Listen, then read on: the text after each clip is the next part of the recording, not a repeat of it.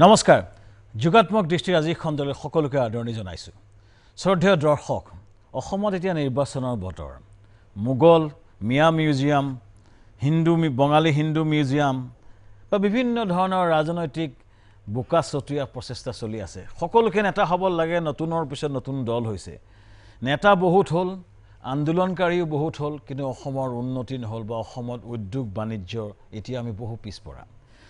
যুগাত্মক দৃষ্টিৰ যোৱা কেইটামান খণ্ডত আমি অসমৰ কেইজনমান সুযোগ্য সন্তানক ৰাইজৰ চিনাকি কৰি দিবলৈ চেষ্টা কৰিছিলোঁ তেওঁলোকে কেনেকৈ তলৰ পৰা আহি কোনো বেকগ্ৰাউণ্ড নোহোৱাকৈ ডাঙৰ ব্যৱসায় কৰি ল'ৰা ছোৱালীক নিযুক্তি দিব পাৰিছে এটা নতুন অসমৰ কথা ক'ব খুজিছে আমাৰ মাজত সমাজৰ অগ্ৰণী ব্যক্তি আহিছে তেওঁলোকে জীৱনত অতি ভাল কাম কৰি আছে আমাৰ মাজত আছে মণিমাণিক গগৈ আদৰণি জনাইছোঁ প্ৰাক্তন আলফা এতিয়া তেখেতে সাসনি মেৰবিল ইকো টুৰিজম প্ৰকল্প এটা কৰিছে তেখেতে নেতৃত্ব লৈছে আৰু তেওঁৰ নেতৃত্বত যথেষ্ট জনকল্যাণমূলক কাম হৈ আছে দুলিয়াজান সাসনি নাহৰকটীয়া বিভিন্ন অঞ্চলত অতি সুন্দৰ কাম কৰি আছে মণিমাণিক গগৈ আমাৰ মাজত আছে অসমৰ এগৰাকী গৌৰৱ তেখেত অনুৰাধা কুলি অনুৰাধা বাইদেৱে অসমৰ হেণ্ডলুম প্ৰডাক্টখিনি হস্তশিল্প আমেৰিকালৈ লৈ গৈছে ছিংগাপুৰত নিছে ডুবাইত নিছে ভাৰতৰ বিভিন্ন প্ৰান্তত নিছে অসমৰ বস্ত্ৰশিল্পক বিশ্ব দৰবাৰলৈ লৈ গৈছে অনুৰাধা কুলি বাইদেৱে আজি বাইদেউৰ লগত কথা পাতিম আদৰণি জনাইছোঁ বাইদেউ তেখেতৰ গোটেই জাৰ্নিটো কথা পাতিম তেওঁ কি কাম কৰি আছে কথা পাতিম আৰু আমাৰ মাজত উপস্থিত আছে ভাৰ্গৱ ভাগৱতী তেওঁৰ পাভৈ ফিছ ফাৰ্ম নামৰ এখন ফিছ ফাৰ্মৰ জৰিয়তে বিশ্বনাথ চাৰিআলিত অতি সুন্দৰ কাম কৰি আছে নতুন চামৰ কাৰণে এজন আদৰ্শ হ'ব পৰা তেখেতৰ কাম তেখেতৰ পাভৈ ফিছ ফাৰ্মে অসমত এটা মৎস্য বিপ্লৱ কৰিছে আজি কেনেকৈনো মাছৰ ব্যৱসায় অসমত কৰিব পৰা যায় এই সম্পৰ্কে আমি কথা পাতিম প্ৰথমতে মণিমাণিক গগৈ এজন আলফা আছিলে আলফাত তেওঁ কেইবছৰ আছিলে আলফা ত্যাগ কৰি তেওঁ সমাজৰ মূল খুঁটিলে আহিলেই নহয় তেখেতে অসমৰ চুকে কোণে বিশেষকৈ অল ইণ্ডিয়াৰ CSRৰ অন্তৰ্গত কেইবাখনো হস্পিটেল স্কুল কলেজ বিভিন্ন কামত জড়িত হৈ আছে তেখেতৰ নামৰ চিনেমাখনো হৈছে ৰেবেলিয়ন ভিজুৱেল বুলি অসমৰ প্ৰচাৰ মাধ্যমত দেশৰ প্ৰচাৰ মাধ্যমত তেখেতৰ লগত তেখেতৰ সম্পৰ্কে যথেষ্ট আলোচনা হৈছে আপোনাৰ যাত্ৰাটো সম্পৰ্কে আপোনাৰ কেতিয়াৰ পৰা আপুনি আৰম্ভ কৰিলে এই সম্পৰ্কে এবাৰ কওক মোৰ দৃষ্টিত সমাজ মানুহ প্ৰকৃতি সুন্দৰ মা দেউতাৰ আদৰ্শ উত্তৰসূৰী হিচাপে মই সৰুতেই প্ৰেম সম্প্ৰীতি বা অহিংসা এনেধৰণৰ দৃষ্টিভংগী বা আদৰ্শ মোৰ জীৱনত প্ৰতিফলিত কৰিব বিচাৰিছিলোঁ আৰু সমাজ সেৱা কৰাটোৱে মোৰ যেন জীৱনৰ বৰ্থ হওক সেই বুলি আগবাঢ়ি যৌৱনদীপ্ত সপোনৰ দিনবিলাকতো মই নিজৰ উপজা গাঁৱৰ বিভিন্ন ধৰণৰ সামাজিক উন্নয়নৰ সৈতে জড়িত হৈছিলোঁ অভিজ্ঞতা বুটলিছিলোঁ আৰু গাঁৱৰ যিটো হালমাই দীঘলীয়া যুৱ সংঘ তাৰ জড়িত কোন অঞ্চলত নাহৰকটীয়াত ন ডিব্ৰুগড় জিলাৰ টিংখাং মৌজাৰ অন্তৰ্গত হয় আৰু তাৰ পাছতে পৰৱৰ্তী সময়ত অইলে সৃষ্টি কৰা বিভিন্ন সমস্যা বা আপুনি আলফাত কেতিয়া গৈছিলে আলফাত মই 1988 চনত আচ্ছা কিমান বছৰ আছিল 10 বছৰ আলফাত আছিলে তাৰপিছত কাছিনলৈ গৈছিল নেকি সেই সময়ত কাছিনত ডেথ ভেলীত আছিলোঁ পাৰংমি ৰিজন হয় ফাৰ্ষ্ট বেটেলিয়নত আৰু তাৰ পৰা আহি মই অসমত কাম কৰোঁতে 1998 চনত কাৰাৰুদ্ধ হৈছিলোঁ 6 মাহ কাৰাগাৰত থাকিলোঁ তাৰপৰা ওলাই আহি আকৌ সমাজসেৱাত ইমানেই ব্যস্ত হৈ মানে সালফা নহয় এটা সময় এনেকুৱা হৈছিল আলফা এৰি পেলাই সালফা কৰি বহুত টকা পইচা কৰা আমি দেখিছিলোঁ বিশেষকৈ ডিব্ৰুগড় অঞ্চলত আপুনি তেনেকুৱা নকৰে মোৰ নিজৰ আত্মসন্মানৰ ক্ষেত্ৰত মই সচেতন আছিলোঁ মই যিটো কাম কৰিছিলোঁ হয় মই মানুহ হত্যা কৰা বা টকা পইচাত মই গুৰুত্ব নিদি আলফাৰ মাজতো ভাল দিশ দেখিছিলোঁ কেনেকৈ অৰ্থনৈতিক সংগ্ৰাম এখন তাৰ মাজত কৰিব পাৰি নেকি বা প্ৰেম সম্প্ৰীতি বৃদ্ধি কৰিব পাৰি নেকি এনেধৰণৰ মই জাতীয় বিভিন্ন সমস্যাখিনি ৰাষ্ট্ৰই জানক বুলি তাত মই মোৰ মতাদৰ্শ প্ৰতিফলিত কৰিছিলোঁ যদিও মই কিন্তু গণতান্ত্ৰিক প্ৰক্ৰিয়াটোত মই বিশ্বাসী কাৰণে মই পুনৰ ওলাই আহি অল ইণ্ডিয়াই সেই সময়তে মোক সহযোগ কৰিলে তেওঁলোকে বিভিন্ন ধৰণৰ সামাজিক দায়বদ্ধতা আঁচনিৰ জৰিয়তে কাম কৰাত মোক প্ৰেৰণা যোগালে বা চৰকাৰৰ বিভিন্ন ধৰণৰ বিভাগেও মোক সহায় কৰিলে আৰু ইমানেই কাম কৰি আপুনি কি ধৰণৰ কাম কৰিলে আপুনি মোষ্টলি হস্পিটেলত কিছু কাম মই দুখন হস্পিটেল নাহৰনি 30 বেডৰ হস্পিটেল ৰাইজক লৈ এটা জৰাজীৰ্ণ অৱস্থাৰ পৰা সৰ্বাংগ সুন্দৰ ৰূপ দিছিলোঁ টিংখাং মিনি PHC-খন জহাজীৰ্ণ অৱস্থাত আছিলে ৰাইজক লৈ তাক এইটো এটা সৰ্বাংগ সুন্দৰ আজি দেখনীয়া এখন হস্পিটাললৈ ৰূপান্তৰিত কৰিলোঁ অইলৰ সহযোগত বিভিন্ন আলি পদূলি স্কুল কলেজ কলা সংস্কৃতি সমাজ এই সকলো ক্ষেত্ৰত ইমান অক্লান্ত বা ইমান অপৰিসীম তাৰ জৰিয়তে মানুহক উপকাৰ কৰিলোঁ পৰৱৰ্তী সময়ত SIDৰ লগত মই জড়িত হ'লোঁ অল ইণ্ডিয়াৰ বিভিন্ন ধৰণৰ আঁচনি আছে যি SIDৰ লগত তেওঁলোকে লগ হৈ ৰূপান্তৰ প্ৰজেক্ট কৰিছিলে তাত শ আত্মসহায়ক গোট গঠন কৰাৰ পৰা আকৌ ILFSৰ লগতো যিহেতু তেওঁলোকে চুক্তিবদ্ধ আছিলে তাৰ কাৰণে মই প্ৰায় 1500 অধিক নিবনুৱা যুৱক যুৱতীক গুৱাহাটীত প্ৰশিক্ষণ লোৱাত সহায় কৰিছিলোঁ বা বিভিন্ন ধৰণৰ দক্ষতা বৃদ্ধিত সহযোগ কৰাৰ উপৰিও ভাৰতৰ বিভিন্ন ধৰণৰ উদ্যোগ প্ৰতিষ্ঠানত সংস্থাপিত কৰাৰ কাৰণে সেই প্ৰতিষ্ঠানটোৱে যেতিয়া কৰিছে কিন্তু প্ৰত্যেকৰ কাৰণে চাকৰি কৰা নাছিলে প্ৰত্যেকৰ তেখেত এনেকুৱা এজন ব্যক্তি ইমানখিনি কাম কৰা সত্ত্বেও তেখেতে অতি এটা সহজ সৰল জীৱন এক দুখীয়া জীৱন মণিমাণিক গগৈ তেওঁ এজন অদ্ভুত ব্যক্তি মই নিজে দেখিছোঁ তেখেতৰ ঘৰটো দেখিছোঁ তেখেতৰ কৰ্মকাণ্ডী তেখেতৰ নিষ্ঠা সততা দেখিছোঁ আটাইতকৈ ডাঙৰ প্ৰকল্প যিটো তেওঁ কৰিছে চাচনিত মেৰ বিলৰ চাচনিত এখন মেৰ বিল নামৰ এখন বিল আছে অতি সুন্দৰ জেগা এটা আছে ঠাই এটা আছে তাত এটা পক্ষী উদ্যান আছে কাষতে পক্ষী এটা অৰিয়েণ্টলজিষ্টৰ কাৰণে এটা অতিশয় আকৰ্ষণীয় বিভিন্ন প্ৰকাৰৰ প্ৰজাতিৰ পক্ষী আহে আৰু মানুহে যদি চৰাই মাৰে তাত সমাজৰ পৰা তেওঁক একাষৰীয়া কৰে সেই অঞ্চলটোত মণিমাণিক গগৈৰ নেতৃত্বত কেইবাজন যুৱকে মিলি চাচনি মেৰবিল ইকো টুৰিজিম প্ৰকল্প কৰিছে সেই প্ৰকল্পটোৰ বিষয়ে আমি কথা পাতিম এইখিনিতে এটা সময় বিৰতি ল'ম আপোনালোকে চাই থাকক যোগাত্মক দৃষ্টিৰে শ্যামকান্তৰ সৈতে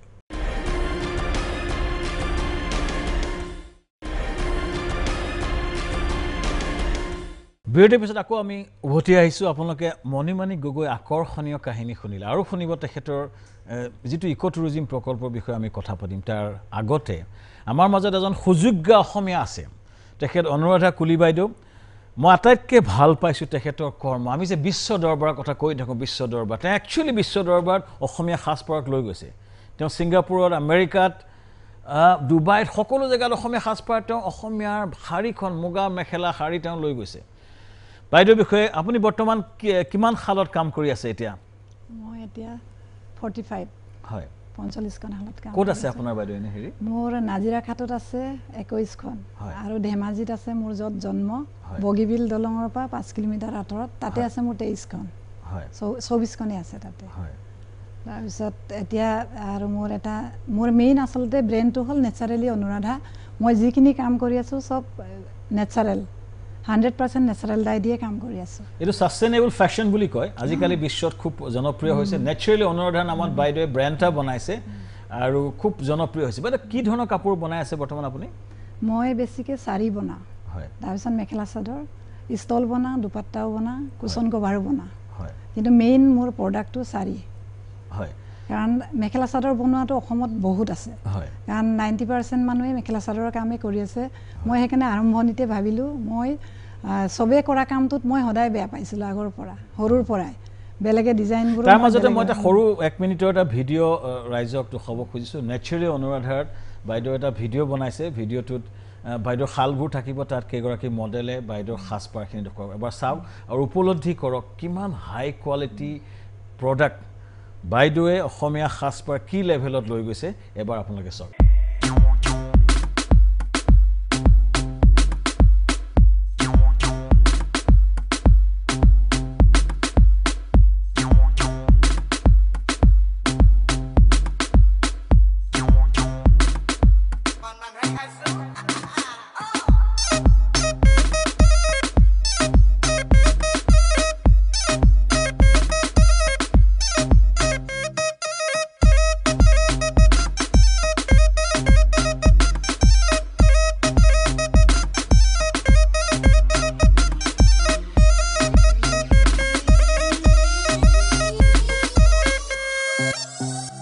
চালে বাইদেউৰ ভিডিঅ'টো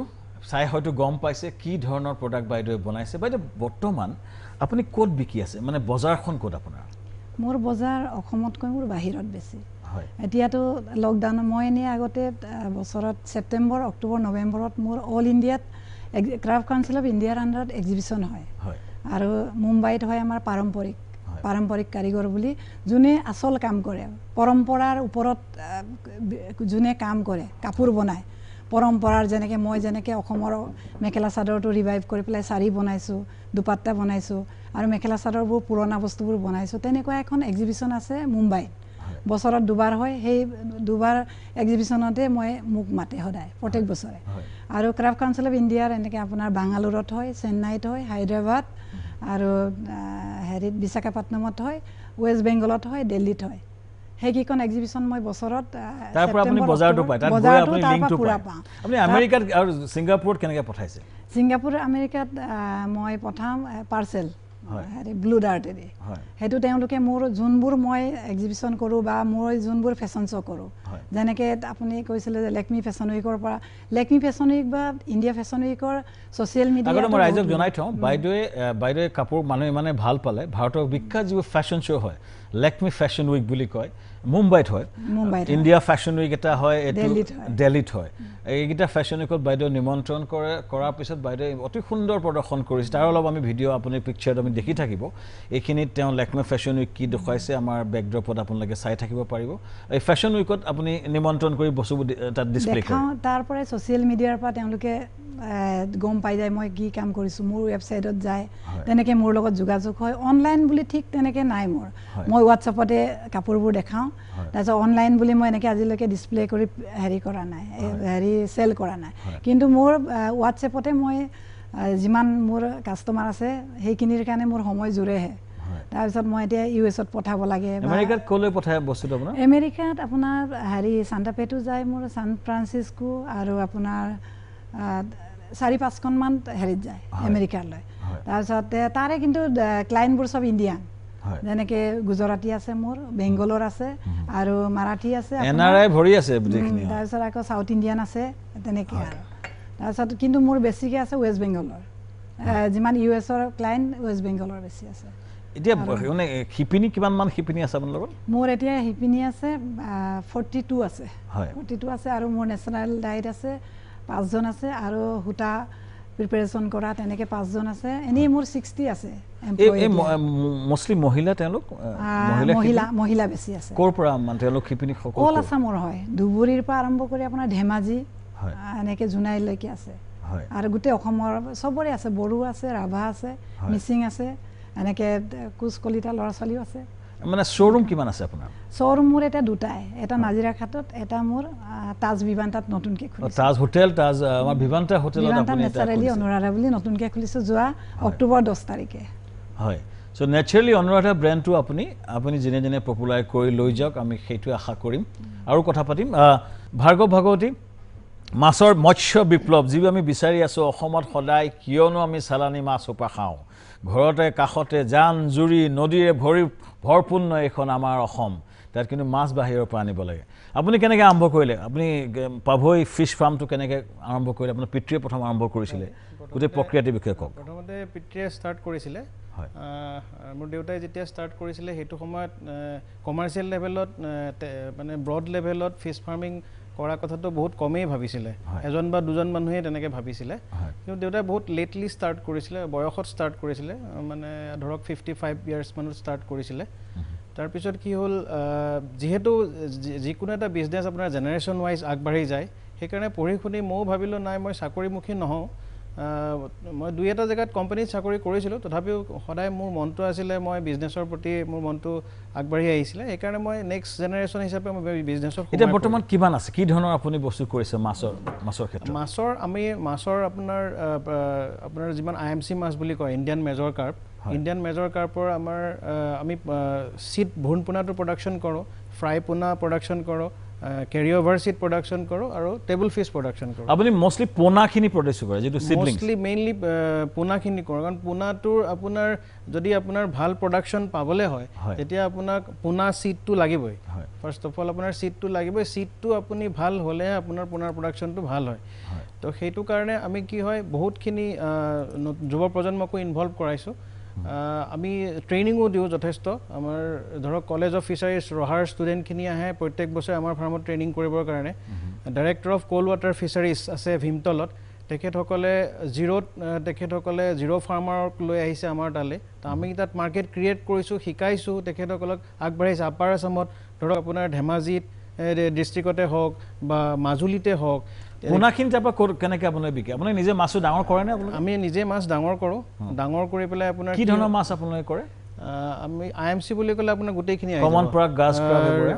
ক্ৰাব গাছ ক্ৰাব চিলভাৰ কাপ ৰৌ মিৰিকা বাহু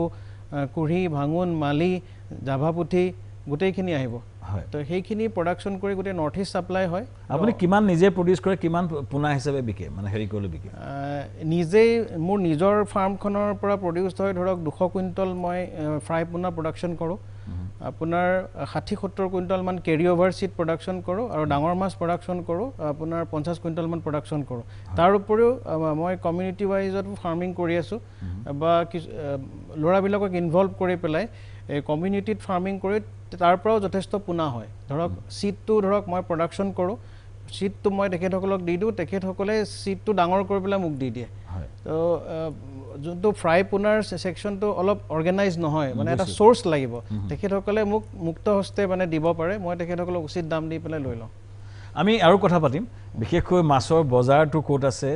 মাছৰ কিয় ইমান শ্বৰ্টফল হৈ আছে যে আমি কেনেকৈ অসমত এটা মৎস্য আন্দোলন কৰিব পাৰোঁ এই সম্পৰ্কে কথা পাতিম আপোনালোকে চাই থাকক যোগাত্মক দৃষ্টিৰে শ্যামকান্তৰ সৈতে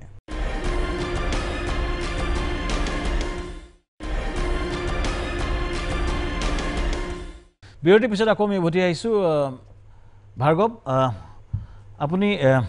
মাছখিনিৰ কথা যিটো ক'লে এতিয়া বৰ্তমান মাছৰ বজাৰটো কেনেকৈ ডিষ্ট্ৰিবিউশ্যন কেনেকৈ বহুতে কমপ্লেইন কৰে যে আমি মাছটো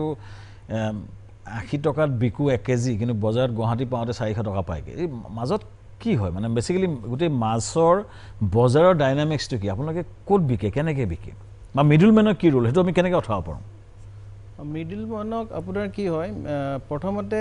আপোনাৰ কোৱালিটি প্ৰথমতে চিটটো ল'ব লাগিব কোৱালিটি চিটটোৰ পৰাহে মানুহ এজনে ডাঙৰ মাছটো পাব আৰু ডাঙৰ মাছটো গৈ আপুনি মিডলমেনৰ ওপৰত নিৰ্ভৰ কৰিব নালাগে আপুনি প্ৰত্যেক জেগাতে এখন মাছৰ মহল আছে সেই মহলত গৈ আপুনি নিজেই অকশ্যনত মাছটো দিলে মাছৰ উচিত দাম পোৱা যায় জেনেৰেলি কি কৰে ফাৰ্মাৰ এজনে বেপাৰী বা যিকোনো মিডলমেনৰ থ্ৰু দি মাৰ্কেটত মাছটো দিয়ে তো তেতিয়া কি হয় বহুত কম ৰেটত পোৱা যায় যেনে ধৰক আপোনাৰ 3 কেজি ধৰক বাহু এটা জেনেৰেল বজাৰত যদি আপুনি দিয়ে অকশ্যন মাৰ্কেটত 350 to 400 ৰুপিছলৈকে আপোনাৰ যাব পাৰ কেজি কিন্তু যদি আপুনি মিডলমেনক দি দিয়ে তেখেতে ধৰক 150 পৰা 250 ভিতৰত দি থ'ব তো ডাইৰেক্ট ধৰক 100 পৰা 150 টকা মাৰ্জিনটো লৈ যায় তাৰ মাজৰ পৰা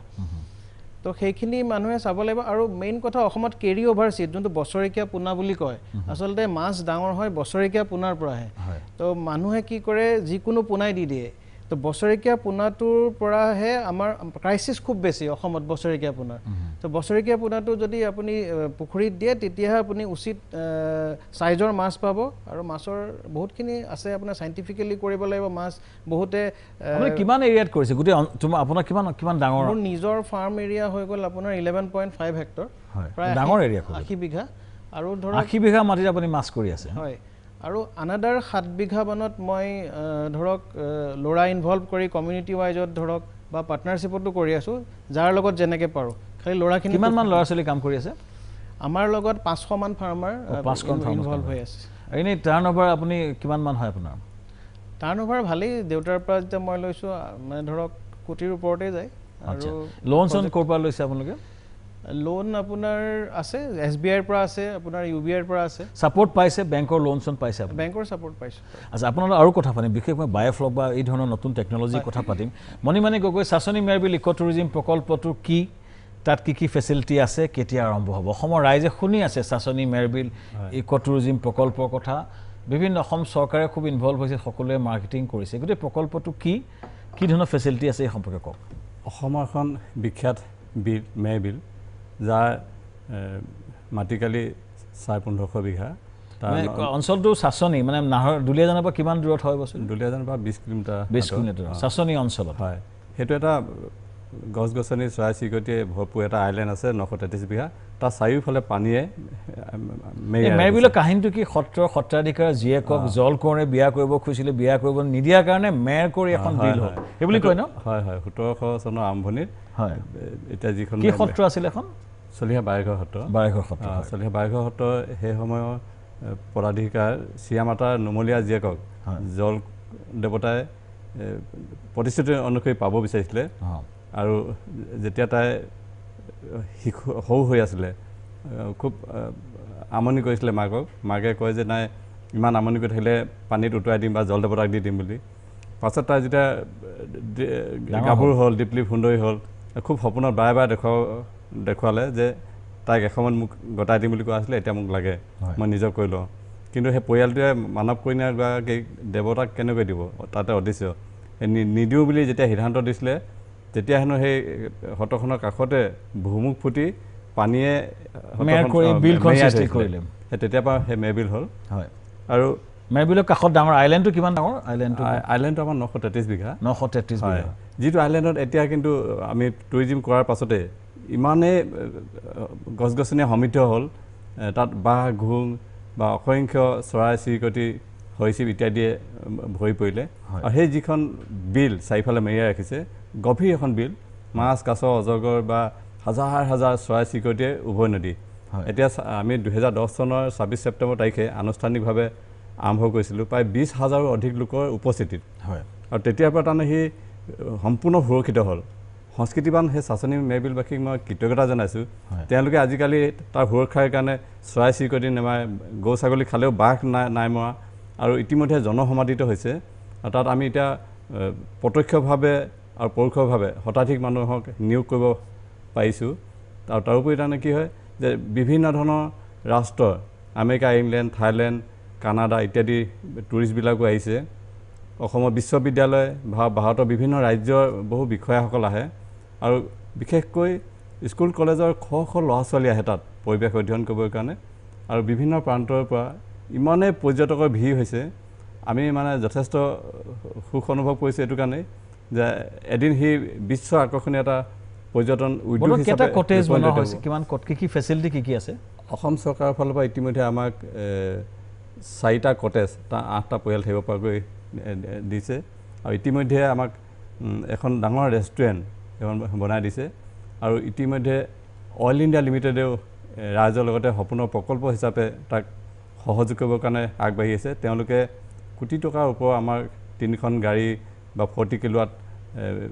সৌৰশক্তি বিদ্যুৎ উৎপাদনক্ষম এটা প্ৰকল্প তেওঁলোকে দিছে 13খন পেডেল নাও পৰা আৰম্ভ কৰি ত্ৰিদীপ হাজৰিকা ডাঙৰীয়া তেখেত আমাৰ অইলৰ প্ৰকল্পৰ মেইন পিয়াৰ খুব অসমপ্ৰেমী এজন ব্যক্তি হয় তেওঁ আমাৰ মুখ্য পৰিকল্পক আৰু তেখেতৰ জৰিয়তে আমি অইল ইণ্ডিয়াৰ কাষ পাইছিলোঁ আৰু তেখেতৰ কাৰণে আমি আজি মই কৈ ভাল লাগিছে যে আপোনাক শ্ৰদ্ধা শ্যামকান্ত মহন্ত ডাঙৰীয়াক মই ৰাইজক কৈ ভাল লাগিছে যে এখেতে যেতিয়া সেই প্ৰকল্পটো চালেগৈ তাৰ বিপুল সম্ভাৱনাক দেখা পালে আৰু আমাক পৰামৰ্শ দি এখন DPR প্ৰস্তুত কৰি দিলে যিখন DPR নেদাৰলেণ্ডৰ এনফেনেষ্টাৰ তেখেতৰ জৰিয়তে আমাৰ প্ৰকল্পটো গোটেই আন্তঃগাঁথনি নিৰ্মাণৰ কাৰণে ঠিক কৰি দিলে আৰু সেই DPRখন অসম চৰকাৰলৈ নি তাৰ কাৰণে এই যে যিবিলাক কটেজ ৰেষ্টুৰেণ্ট বা অন্যান্য ফুটপাথ ইত্যাদিৰ কাৰণে ব্যৱস্থা হ'ল আজি সেইখিনি আন্তঃগাঁথনি হৈ উঠাৰ কাৰণে আমি যথেষ্ট গতিশীল বুলি আমি নিজকে গৌৰৱ অনুভৱ কৰিছোঁ ধন্যবাদ তাতে খোৱা বোৱাটো মই দেখোঁ তাত মই গৈ থাকোঁতে মই যেতিয়া ডিটেইল প্ৰজেক্ট ৰিপৰ্টটো বনাইছিলোঁ বা গৈছিলোঁ তাতে খোৱাটো অত্যন্ত আকৰ্ষণীয় মানে অসমীয়া খানা নৃত্য অসমীয়া জেং বিহু হওক মিচিং বিহু হওক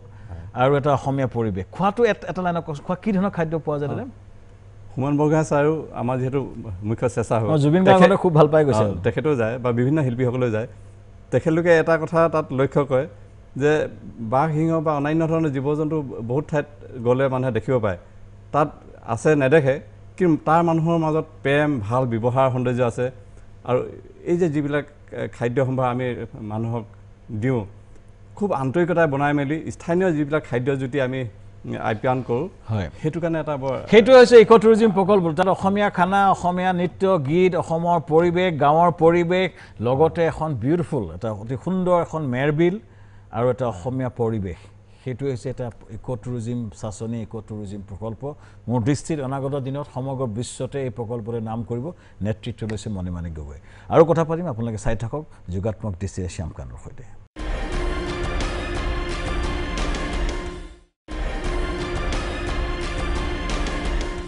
বিৰতিৰ পিছত আকৌ আমি উভতি আহিছোঁ অনুৰাধা বাইদেউ আপুনি কি ভাবে অসমৰ বস্ত্ৰ বজাৰখন আমাৰ অনুষ্ঠানটো অসমৰ চুকে কোণে ধেমাজি হওক ঢকুৱাখানাই হওক বা শিৱসাগৰে হওক বা বঙাইগাঁও হওক অসমৰ বিভিন্ন প্ৰান্তৰ উদ্যোগীসকলে চাই আছে বা মহিলা উদ্যোগীসকলে বিশেষকৈ আপোনাক লক্ষ্য কৰি আছে আপুনি কি ক'ব অসমত বস্ত্ৰ কৰি কেনেকৈ আগবাঢ়ি ভালকৈ ব্যৱসায় বজাৰখন আছেনে অসমৰ বস্ত্ৰৰ ভেলুৱেশ্যন কৰি সমগ্ৰ দেশতে নিব পৰা যায়নে মোৰ হিচাপত বহুত ভাল বজাৰ আছে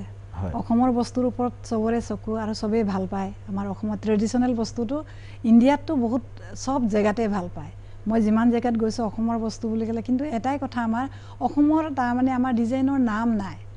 যেনেকৈ বেলেগ ইণ্ডিয়াৰ সব ষ্টেটৰ নিজা নিজা নাম আছে পাটোলা আছে পাইথানী আছে যেনেকৈ পাটোলা হেৰিৰ আছে গুজৰাটৰ পাইথানী আছে মহাৰাষ্ট্ৰৰ আৰু অন্ধ্ৰৰ আছে উপাৰা আমাৰ অসমত নাই পাট মুগাৰ অসমীয়া পাট বুলি ক'লে আমি নিজেও বুজিয়ে নাপাওঁ কোনটো অসমীয়া পাট কয় অসমততো পাটটো নহয়ে মুগাহে হয় অসম পাট বুলিয়ে কিন্তু মানুহে ভাল পায় কিন্তু নাম নাই কাৰণে আমাৰ বজাৰখন অকণমান তল পৰি আছে সেইটো মই তাৰমানে জনা মানুহবোৰৰ পৰা সদায় আলোচনা কৰিবলৈ মন আছে আপুনি মাতাৰ কাৰণে আজি মই সেইখিনি কথা ক'বলৈ সুযোগ পাইছোঁ এতিয়া চাগে জনা মানুহ ব্ৰেণ্ডটো অসমৰ কাপোৰৰ ব্ৰেণ্ডিংটো নামে নাই অসমীয়া পাট অসম চৰকাৰক আমি অনুৰোধ জনাব খুজিছোঁ যে অসমৰ ব্ৰেণ্ডিং আছে মুগা বুলি আছে অসমৰ একো ডিজাইনৰ নাম নাই আমি একো এটা ডিজাইন দাবী কৰিবই নোৱাৰোঁ এইটো আমাৰ ডিজাইন হয় বুলি এনেকৈ মই এতিয়া নতুনকৈ আৰম্ভ কৰিছোঁ মিৰি ডিজাইন বুলি ক'লে মই মিচিং মানুহ হয় মিৰি ডিজাইন বুলিয়ে মই চবতে এতিয়া ডিজাইনটো সোধে কি ডিজাইন অসমৰ ডিজাইন বুলি ক'লে অসমৰ কি নাম সেইটোৱে সোধে আমাৰ জনা এগৰাকী আমাৰ মানুহ আছে নন্দিনী দত্ত বুলি তেওঁ কলিকতাত থাকে আমাৰ পুষ্পলতা বাইদেউৰ ছোৱালী তেওঁ সেইটোৰ কাৰণে লাগি আছে বহুত বছৰৰ পৰা সো ডিজাইনটো লাগে মই তাৰ আগতে 1 মিনিটৰ কাৰণে বাইদেউৰ ফেশ্বন শ্ব' যি কৰিছিলে লাকমি ফেশ্বন উইকত বা ইণ্ডিয়া ফেশ্বন উইকৰ অলপ সৰু ক্লিপ এটা ৰাইজক দেখাব খুজিছোঁ মিৰি ডিজাইন বাইদেৱে বিশেষকৈ ডিছপ্লে কৰিছে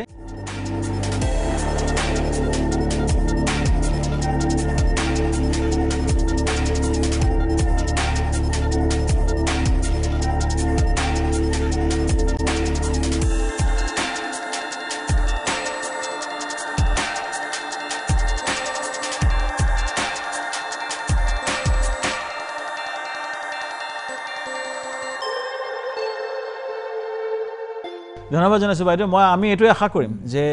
মিৰি ডিজাইন হওক বাকী বিভিন্ন ডিজাইন হওক মাৰ্কেট আছে ভালকৈ কাম কৰিলে অসমৰ আমাৰ বস্ত্ৰৰ বহুত বজাৰ আছে উঠি অহা ল'ৰা ছোৱালীবোৰক সেইটোৱে মই ক'ব বিচাৰোঁ কিন্তু গতানুগতিক কাম কৰিব নালাগিব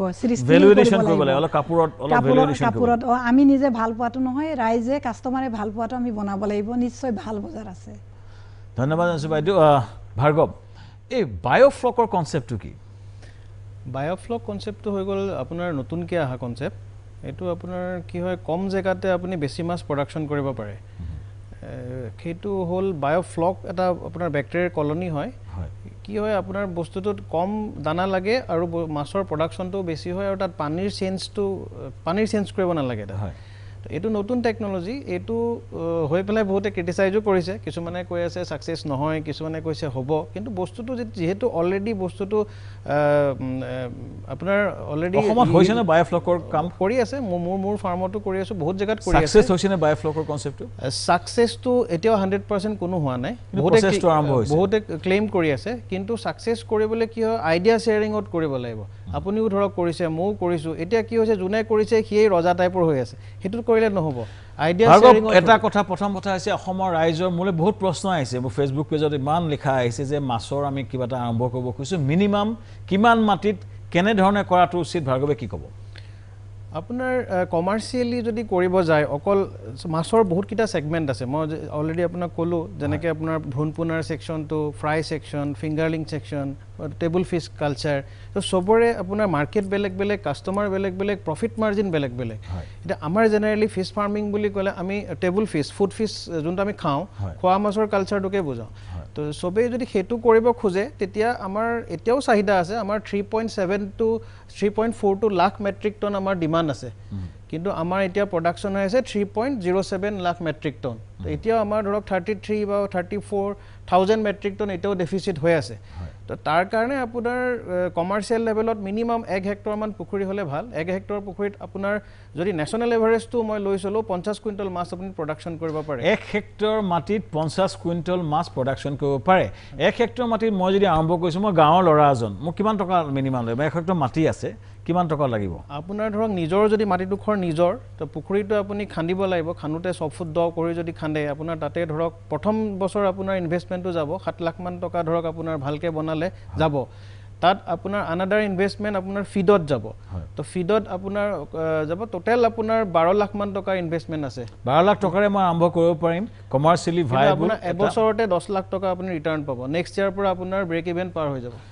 12 লাখৰ আৰম্ভ কৰি প্ৰথম বছৰতে 10 লাখ ইনকাম কৰিব পৰা যায় দ্বিতীয় বছৰত আকৌ 10 লাখ প্লাছ তৃতীয় বছৰত আকৌ 10 লাখ প্লাছ তাৰমানে দ্বিতীয় বছৰতে আপোনাৰ পইচাটো ৰিটাৰ্ণ হয় সেইকাৰণে আপোনালোকে ফিছ ফাৰ্মিঙত ধৰক অসমত ইমান পানী আছে ইমান পৰিৱেশ আছে মাছৰ সাংঘাতিক এটা ভৱিষ্যত আছে আৰু কথা পাতিম আপোনালোকে চাই থকা যোগাত্মক দৃষ্টিৰে শ্যামকানৰ সৈতে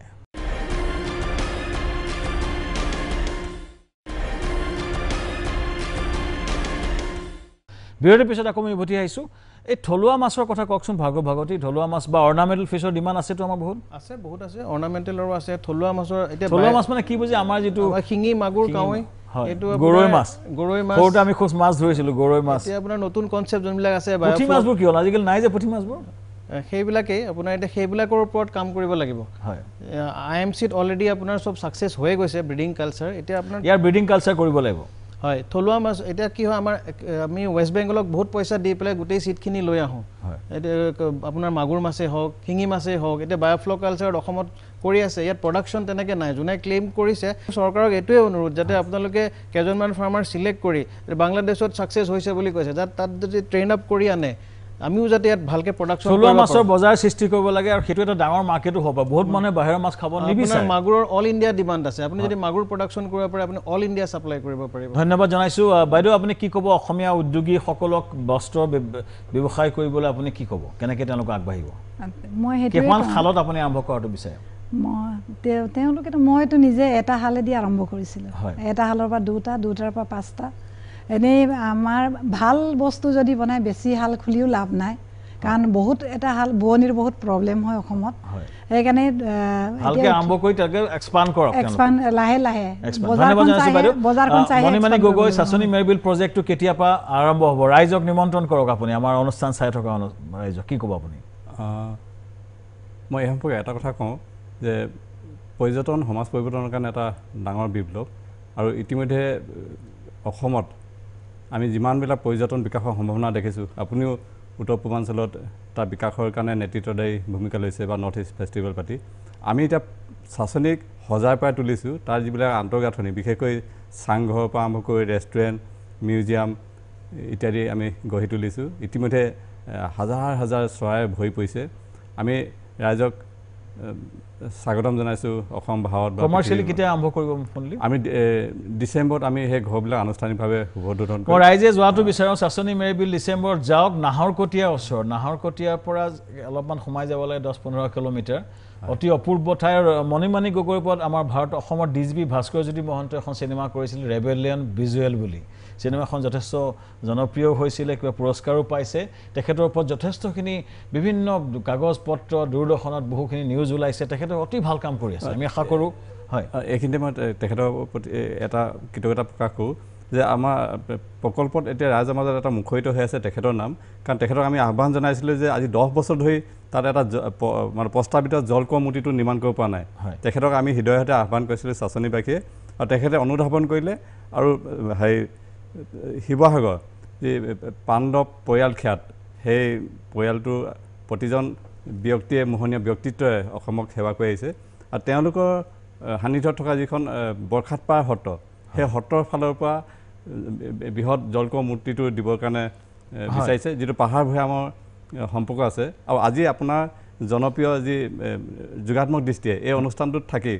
সেই প্ৰকল্পটোৰ বিষয়ে এখাও মোক যে ক'বলৈ আপোনাৰ ধন্যবাদ সময় কম আছে প্ৰথম কথা আছে মণিমাণি গগৈ অসমৰ আদৰ্শ হওক আমাক হিংসা নালাগে আমাক সৃষ্টি লাগে ইনচাৰ্জেঞ্চ নালাগে ইনচাৰ্জেঞ্চ টু ৰিচাৰ্জেঞ্চ লাগে অসমখনত হত্যা হিংসা বহুত হ'ল ধন্যবাদ জনাইছোঁ অনুৰাধা বাইদেউ আপুনি অসমৰ একোজন সুযোগ্য অসমীয়া সন্তান আপুনি আপুনি যিটো বিশ্ব দৰবাৰৰ কথা কৈ থাকক আপুনি কৰি দেখুৱাইছে ভাৰ্গৱ এটা নতুন আদৰ্শ হিচাপে হৈছে খুব ভাল পাইছোঁ লগ পাই আৰু মৎস্য বিপ্লৱ হওক অসমত এটা কৰ্মৰ বিপ্লৱ হওক এটা কৰ্ম সংস্কৃতি হওক উদ্যোগৰ এটা বিপ্লৱ হওক বহু আন্দোলন দেখিলোঁ মই আকৌ কৈ আছোঁ যে আন্দোলনে আমাক কোনো সমাধান সূত্ৰ নিদিলে কিন্তু এইখিনি কথাই আমাক পৰ্যটন দিব আমাক বস্ত্ৰ দিব আমাক মৎস্য দিব বা আমাক কণীৰ লাষ্ট টাইম আমি দেখিলোঁ কোনোবাই গাহৰি পালন কৰিছে যে অসমীয়া মানুহৰ দ্বাৰাই অসমৰ আমি উন্নতি কৰিবলৈ আমি চেষ্টা কৰিব লাগিব সকলোৱে মিলি চেষ্টা কৰিব লাগিব সমাজে এটা পৰিৱেশ দিব লাগিব ছ'চিয়েল মিডিয়া বা আমাৰ মিডিয়াই তেওঁলোকক উদগনি জনাব লাগিব পিতৃ মাতৃ উদগনি জনাব লাগিব আমাৰ যোগাত্মক দৃষ্টি আমি চেষ্টা কৰিছোঁ এই সম্পৰ্কে এটা নেৰেটিভ সৃষ্টি কৰা সকলো দৰ্শকক অনুষ্ঠানটো চোৱাৰ কাৰণে ধন্যবাদ জনাইছোঁ ধন্যবাদ